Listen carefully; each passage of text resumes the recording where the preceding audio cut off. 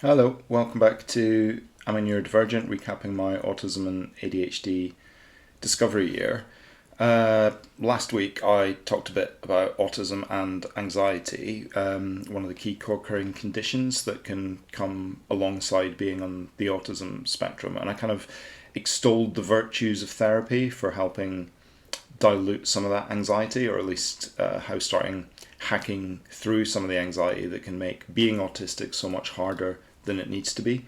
For me, tackling anxiety, like I said, needs a kind of 50-50 tag team. 50% are solutions and systems focused brains trying to work out which of the multitude of possible anxiety solutions out there might work for us, and locking the best aspects of those into the ways our individual brains categorize information, and 50% an experienced guide to help you navigate through that overwhelming terrain and try to make sense of it. I do want to stick a bit with that theme of getting help with this week. Looking back at my journals to week 26 into my discovery year, I was at a kind of what now phase, having learned a ton about autism, kind of feeling like my life had turned a bit of a new chapter, but not really knowing what came next or what to do with all the information I'd now realised about myself. Like I've said before, finding this out about myself after 40 odd years felt completely life-changing to me, but others around me, like family, work, weren't particularly interested, or at least didn't particularly know what to do with this new information either. To them, I was no different than before, but to me, everything had now changed. So, after a bit of a sprint to what felt like catching up with myself, or at least getting up to speed on the instruction manual for me, I think I needed at this point a bit of help or a bit of a push moving forward on what was next 6 months in. And there's two main things I want to kind of touch on this week. One, giving a shout out to my local NHS adult autism services, who, despite having a long waiting list and not being able to see me immediately, really did step up and provide some great post-diagnostic support when I didn't think they would. And two, talking a little bit more about getting some autism coaching and support, specifically from people who have been there and done it. It's about getting those guides, getting those tag team partners, basically, and what that looked like for me specifically at this point in my journey. On the first bit, NHS services, I've said before, when I initially had my major autism burnout / stress breakdown, which I talked about way back in chapter 5, and discuss that first realization I may have been undiagnosed autistic all this time, I got placed on a 9-month NHS waiting list for assessment. Then I got impatient and burned through my savings to get a private diagnosis sooner than that. I told the NHS I'd done that and to take me off their waiting list to free up the space in the system for someone else. And I honestly thought that would be it as far as NHS support was concerned. But much to my surprise, they got back in touch 6 months in and said, even though I'd had a private diagnosis, I still may be eligible for NHS post-diagnostic support or intervention, and they called me in to speak with their team psychiatrist. This turned out to be an incredibly useful, cathartic experience, and as well as quite a few weekly sessions with their psychiatrist, THAS, which is Tower Hamlets Autism Services, which is a borough in East London, also offered me a place on their post-diagnostic support group with other recently diagnosed adults to help understand the diagnosis and be able to talk to each other and compare notes about how we were feeling about it all and adjusting to it. Obviously, I can see in retrospect that waiting and going through the NHS system would have been better, certainly less damaging to my finances, as most of the others in my group had just received an NHS diagnosis, whereas I was 4 months on from mine, and I just got given my diagnosis cold with zero offer of post-diagnostic support. Just, yeah, you're autistic, enjoy. Thanks for your money, bye. It was pretty brutal in retrospect, but that's private practice, I guess. Get your diagnosis, off you go, fend for yourself. Anyway, I really have to say, unbearably long waiting list aside that forced me to get the private diagnosis, THAS, when they appeared for me, were outstanding. Access to a psychiatrist, invitation to the post-diagnostic support group, and an invite to a session for my wife as well that helped partners and family members understand what an adult autism diagnosis meant, as well as busting some common myths about what being on the spectrum is and isn't in reality. Just really good stuff. And as I know now from others who have zero access to any support where they are, a complete postcode lottery in terms of access to provision. And I am aware that I really lucked out with this. So yeah, can't say enough good things about my local NHS provision, other than if someone's having a mental health crisis and feels like they need answers about their brain being different, a 9-month waiting list really doesn't feel great when you're having a mental health crisis now. But that's not the local team's fault. That's just the funding and resourcing landscape they're operating in the UK.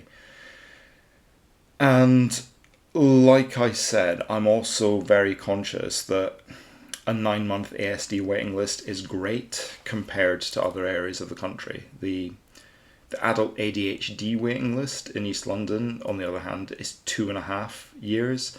But luckily, ADHDers are notoriously patient, so it's not like that's going to be the equivalent of water torture for ADHDers.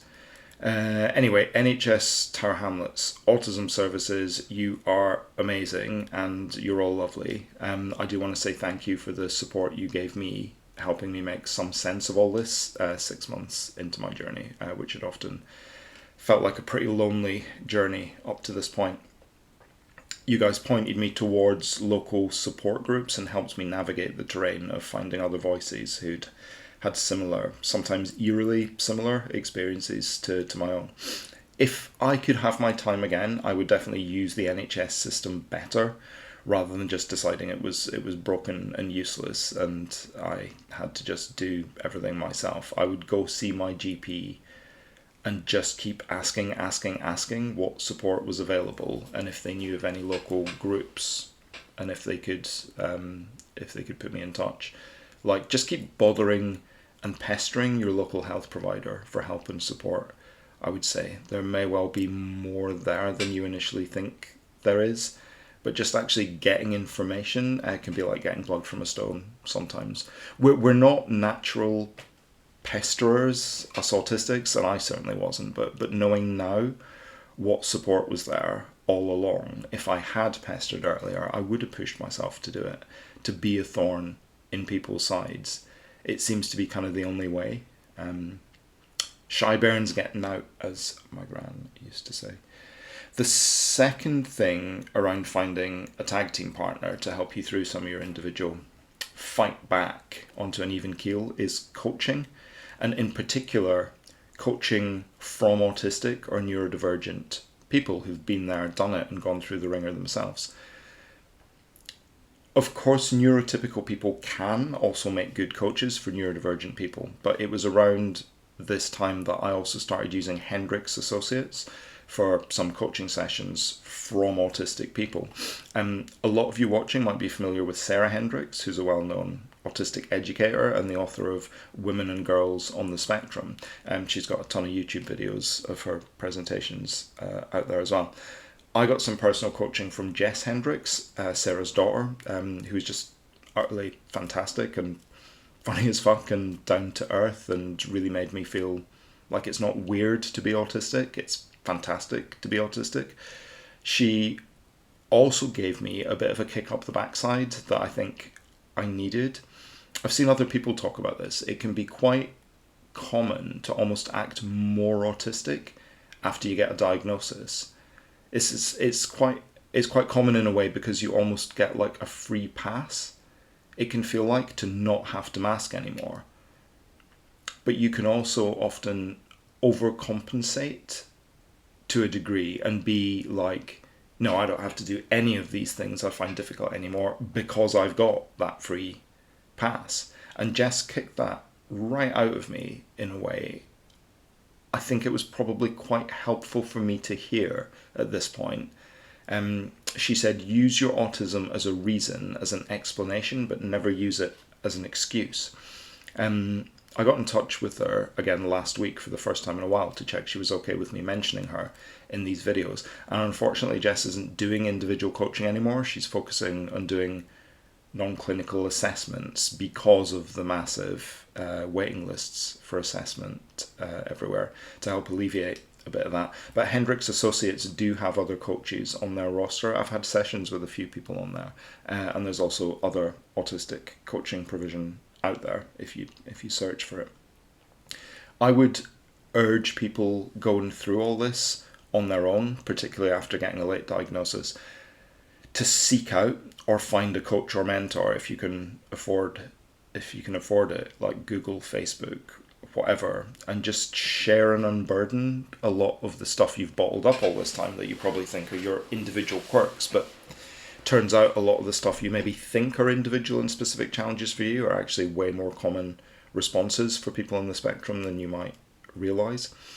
For me, I built up a kind of bucket list of things I felt I was struggling with. Some of this will be common for a lot of us. Some of it might just be me things. But the stuff I was sharing with both the NHS psychiatrist and the first Hendricks coach I worked with were things like building back better after my diagnosis, like understanding how to use my strengths to better tackle challenges, understanding the links between my autism and my gut health. I have IBD, ulcerative colitis, and there seems to be a huge link between gut health and neurodivergence, which they're only really starting to untangle. And particularly for me, whether there was any way of me accessing through the NHS a nutritionist or dietitian who could maybe help me with the right foods to help boost energy and lessen exhaustion and lessen some of my IBD symptoms.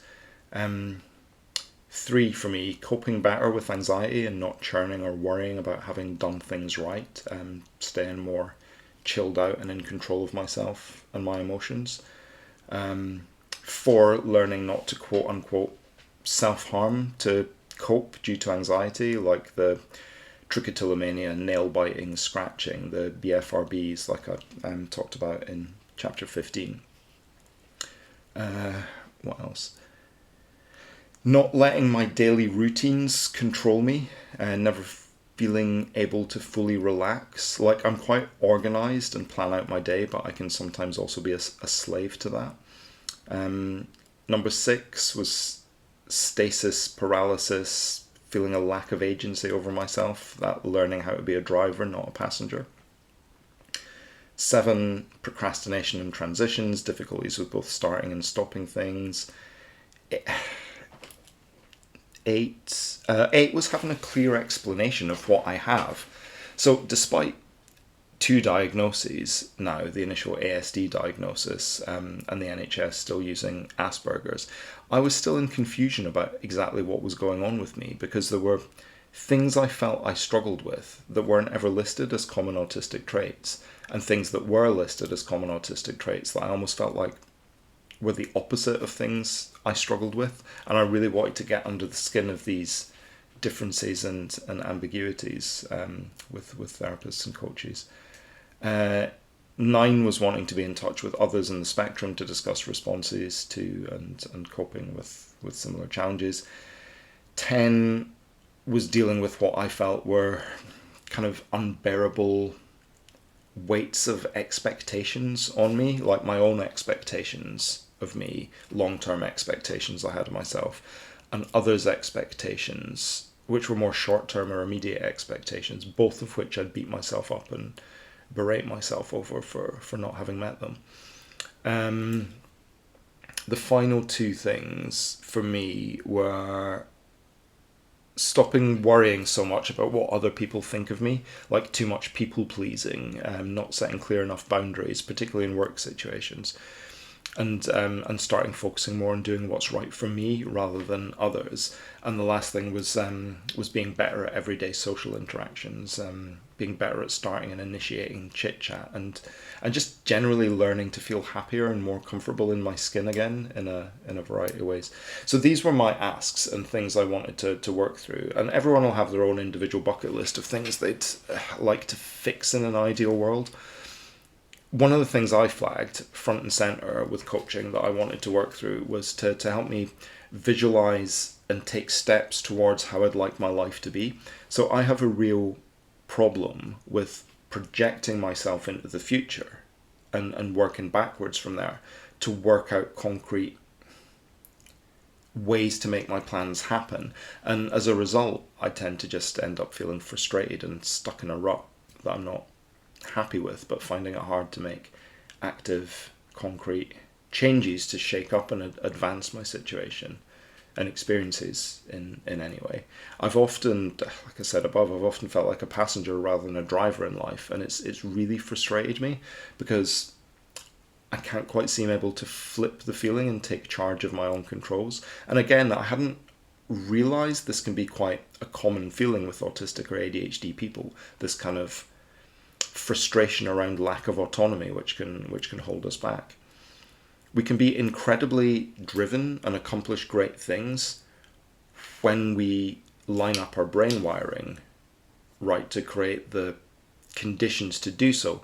But many of us get stuck and feel unable to do anything. And just hearing that this is a common feeling, it's not just me, felt incredibly empowering, and like with the right help, I might actually be able to get myself unstuck here after all these years, maybe, possibly, finally.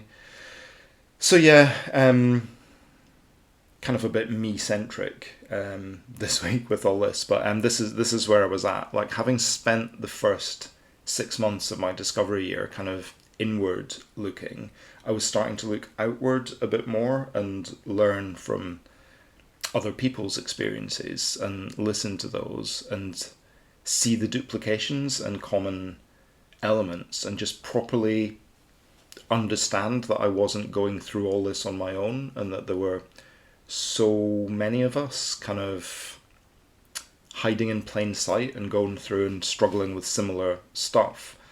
And also that plenty of people had done this journey already, and there really was a way through it, and that finding this out about yourself wasn't a bad thing or something to feel retrospectively frustrated about not knowing. It was a great thing. It was literally finding a key to unlocking a lot of the frustrations that had all felt a bit insurmountable previously.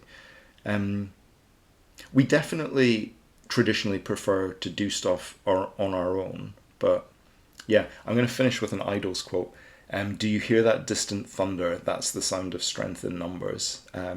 We all rock. And the more of us put ourselves out there, the more normalized all of this becomes, and the easier the route through the rubble becomes.